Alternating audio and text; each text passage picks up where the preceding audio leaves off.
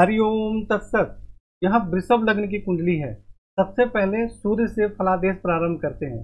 सूर्य इस कुंडली में माता भूमि भवन के स्वामी हैं और यह तृतीय भाव में विराजमान है, परंतु यह स्वयं से द्वादश भाव में विराजमान है, जिसके कारण पराक्रम में वृद्धि होती है, भाई बहन का सुख प्राप्त होता है और माता भूमि भवन का भी सुख प्राप्त होता है। स्वयं से द्वादश भाव में विराजमान होने के कारण ऐसा माना जाता है कि मतलब श्रेष्ठ लाभ प्राप्त नहीं हो पाता है।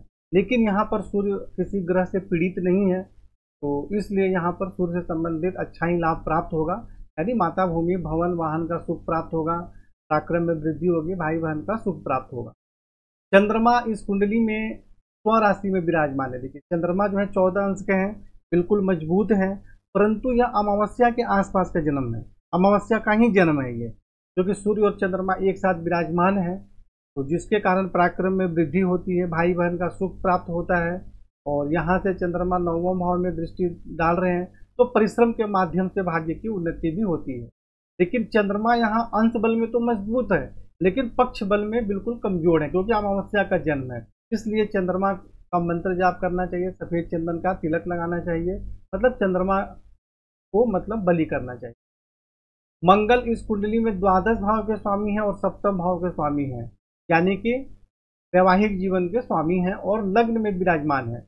मंगल को वृषभ लग्न की कुंडली में अकारक माना जाता है, तो स्वास्थ्य के लिए अकारक माना जाता है। तो मंगल यहाँ विराजमान है, परंतु मंगल पर किसी भी ग्रह की दृष्टि नहीं है, तो जिसके कारण ऐसे व्यक्ति परिश्रमी होते हैं, हिम्मती होते हैं, बाहरी स्थानों के संपर्क से जीवन में उन्नति होती है, परंतु स्वास्थ्य से संबंधित कुछ सामान्य परेशानी भी होती है। बहुत ज़्यादा परेशानी नहीं होगी, क्योंकि मंगल पीड़ित नहीं है। अगर पीड़ित होते यहाँ पे अकारक होकर तो बहुत ज़्यादा परेशानी होती है। यहाँ से मंगल चतुर्थ भाव में दृष्टि डालेंगे तो माता भूमि भवन का सुख प्राप्त होता है। सप्तम भाव में स्वराशि में दृष्टि डाल रहे हैं तो पत्नी एवं वैवाहिक जीवन का सुख प्राप्त होता है, दैनिक रोजगार में सफलता प्राप्त होती है। अष्टम भाव में दृष्टि डाल रहे हैं, जिसके कारण आयु में वृद्धि होती है।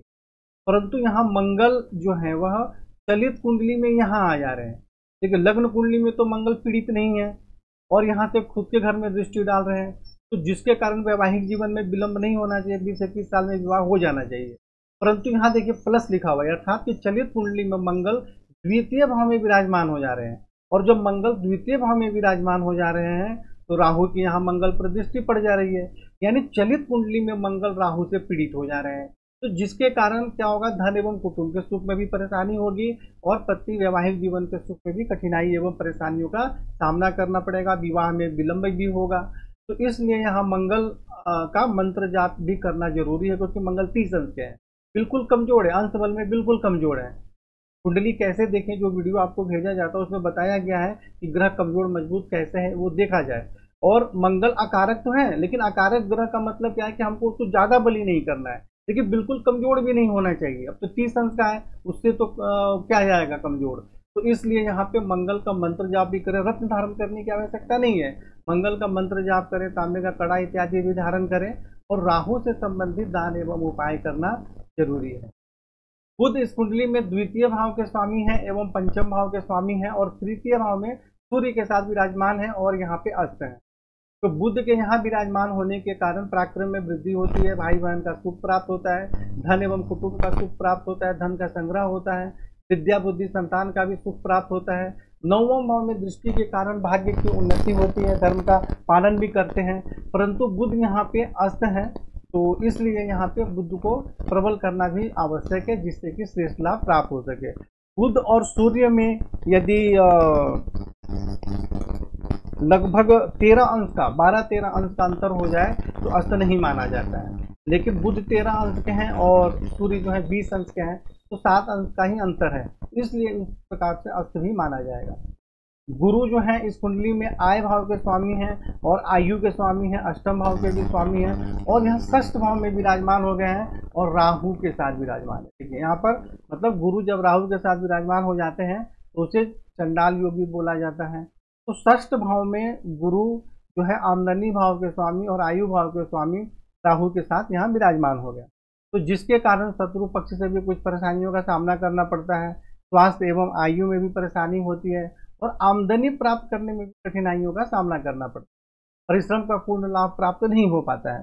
हालांकि गुरु यहाँ से दसम भाव में दृष्टि डाल रहे हैं, तो जिसके कारण कुछ कठिनाइयों के साथ पिता राज्य एवं रोजगार के क्षेत्र में सफलता प्राप्त होती है। द्वादश भाव में दृष्टि डाल रहे हैं, तो जिसके कारण बाहरी स्थानों के संपर्क से सहयोग प्राप्त होता है। और द्वितीय भाव में दृष्टि डालने के कारण धन एवं कुटुंब का सुख भी प्राप्त होता है।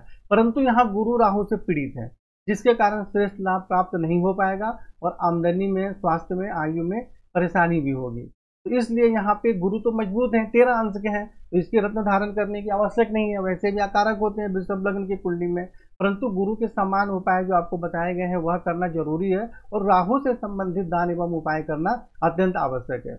ऐसे व्यक्ति को किसी को भी पैसा वगैरह उधार नहीं देना चाहिए, वरना मिलने में बहुत कठिनाई होती है। और ऐसे व्यक्ति को लक्ष्मी मंत्र का जाप अवश्य ही हमेशा करते रहना चाहिए, जिससे कि धन से संबंधित कभी जीवन में परेशानी ना हो। शुक्र इस कुंडली में लग्नेश है और षष्ठ भाव के भी स्वामी है और पंचम भाव में विराजमान है।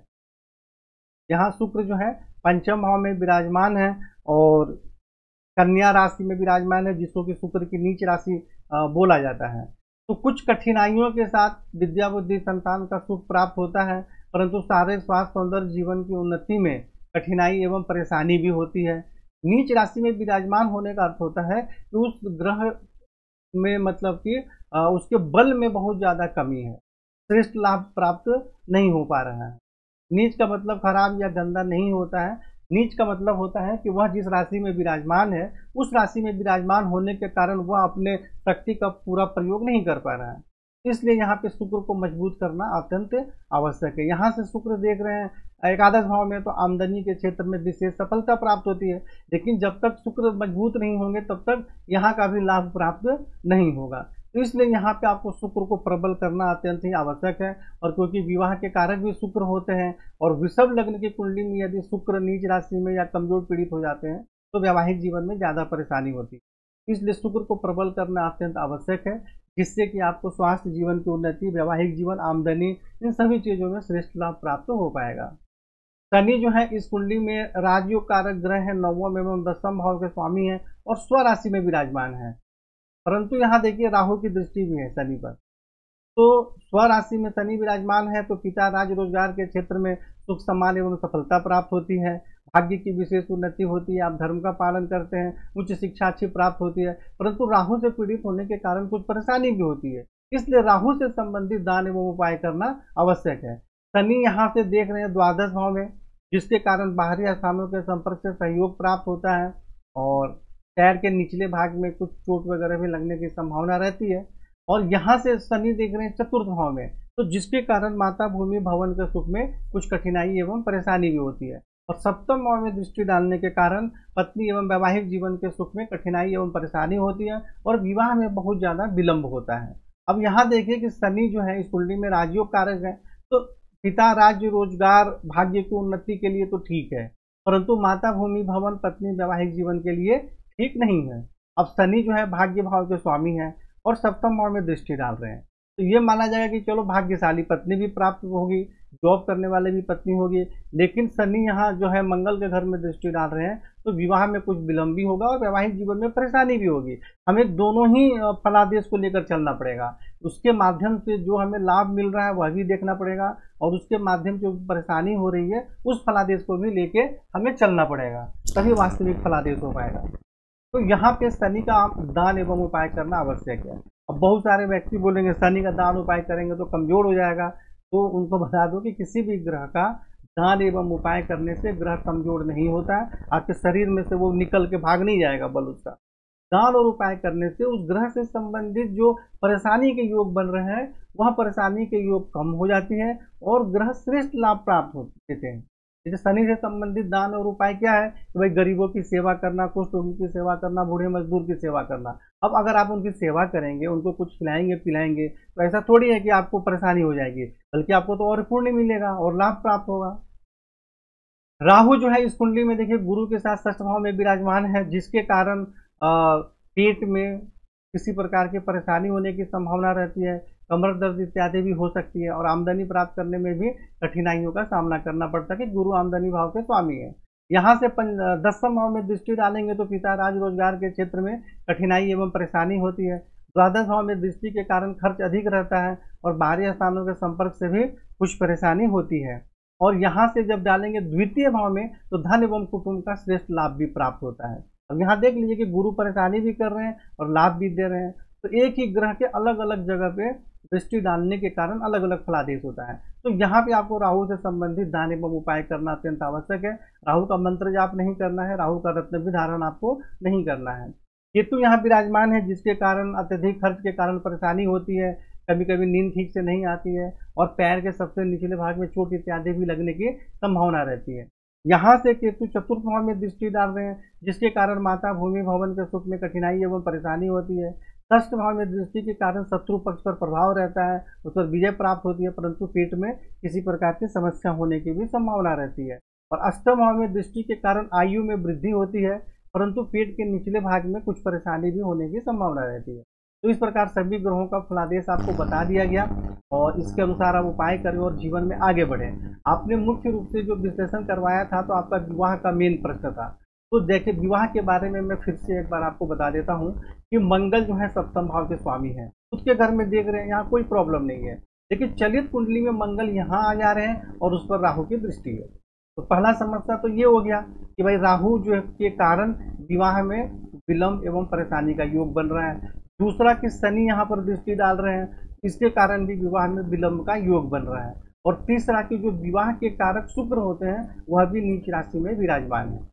तो अब इसलिए सबसे पहले शुक्र को प्रबल करें और मंगल जो है वह भी 30 अंश के हैं, बिल्कुल कमजोर है, तो रत्न नहीं धारण करना है, इसका मंत्र जाप इत्यादि करें और राहु शनि से संबंधित दान एवं उपाय करें। तो इस प्रकार आप समझकर जीवन में आगे बढ़ें और आप फोन करके चर्चा भी करें, जिससे कि आपको नहीं समझ में आ रहा हो तो आपको और भी विस्तार से समझाया जाए। हरिओम तत्सत।